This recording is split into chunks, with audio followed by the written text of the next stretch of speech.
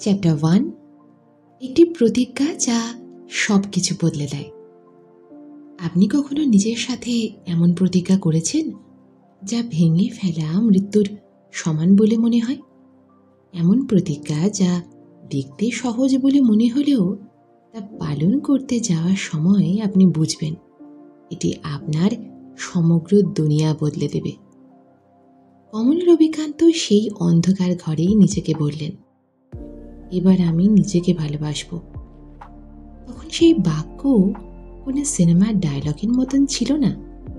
সেই বাক্য ছিল এক ভেঙে পড়া মানুষের অন্তিম আর্তনাদ, যা এবার আর কোনো মস্করা ছিল না, বরং বলা যায় ক্রান্তির সূত্রপাত ছিল। আর সেই প্রতিজ্ঞাই তার জীবনের সব থেকে বড় পরিবর্তন নিয়ে আসে। আমাদের মধ্যে বেশিরভাগ মানুষ ভাবেন আমাদের লাভ তখন হয় যখন বড় কিছু হয়, চমৎকার হয়, কিছু বদল ঘটে। কিন্তু আসল বদল একটা ছোট্ট সিদ্ধান্তের দ্বারা আসে, আর তা হলো নিজেকে ভালোবাসার সিদ্ধান্ত। এই সিদ্ধান্ত আপনার প্রত্যেকটা মুহূর্তকে, প্রত্যেকটা চিন্তা ভাবনাকে আর প্রত্যেকটা ব্যবহারকে ধীরে ধীরে বদলে দেয়। এমনটা নয় যে আপনি একবার বলে দিলেন যে আই লাভ মাই সেলফ আর সব কিছু চাদর ন্যায় ঠিক হয়ে গেল। না, আসল কাজ তো সেই প্রতিজ্ঞাকে প্রতিদিন পালন করায়। সেই প্রতিটি মুহূর্তে যখন আপনার মন বলে যে আপনি যোগ্য নন, তখন নিজেকে বলুন, না, আমি নিজেকে ভালোবাসি। আর এটাই আসল শক্তি।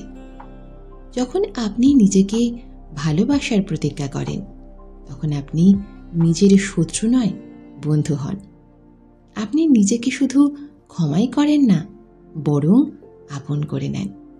আর এই যে আপন করা, এই যে স্বীকার করে নেওয়া, তা এমন এক বীজ বপন করে যা ধীরে ধীরে সমগ্র জীবনকেই সবুজ করে তোলে।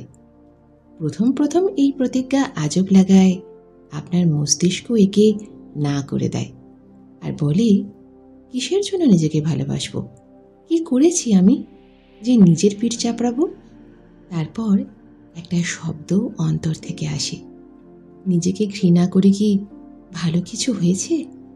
আর তখন আপনি বুঝতে পারেন যে পরিবর্তন বাইরে থেকে নয়, অন্তর থেকে শুরু হয়। উনি নিজেকে একজন সোলজারের ন্যায় দেখলেন, যে প্রতিদিন আত্মপ্রেমের যুদ্ধে অবতীর্ণ হয়, কখনো জেতে, কখনো হারে, কিন্তু ময়দান ছাড়ে না। আর এই অ্যাটিটিউডই আসল পরিবর্তন নিয়ে আসে।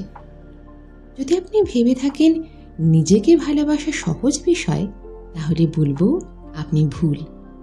নিজেকে ভালোবাসা সব থেকে কঠিন যুদ্ধ, কারণ এর মুখোমুখি আপনাকে নিজেকে হতে হয়, নিজের পুরনো অভ্যাসের সাথে। আর তার চেয়েও বড় বিষয় হলো নিজের সেই আন্তরিক শব্দের সাথে, যে নিজেকে বলে তুমি যোগ্য নও। এই প্রতিজ্ঞা একটা ডিসিপ্লিন। যেমন একজন ওয়ারিয়র সকালে উঠে তলোয়ার প্র্যাকটিস করে, তেমনই আপনাকে প্রতিদিন নিজেকে ভালোবাসার অভ্যাস করতে হবে।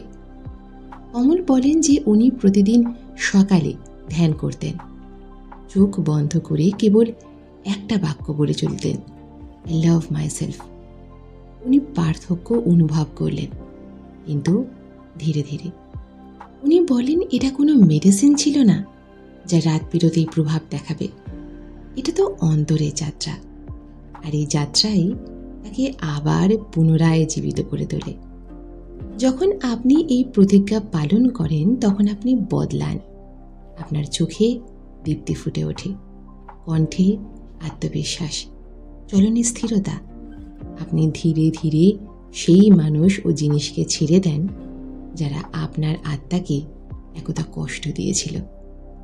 না বলতে শেখেন, কোনো প্রকার গিল্ট ছাড়া। আপনি নিজের মুখোমুখি হতে পারেন, পালিয়ে না গিয়ে, লজ্জা না পেয়ে।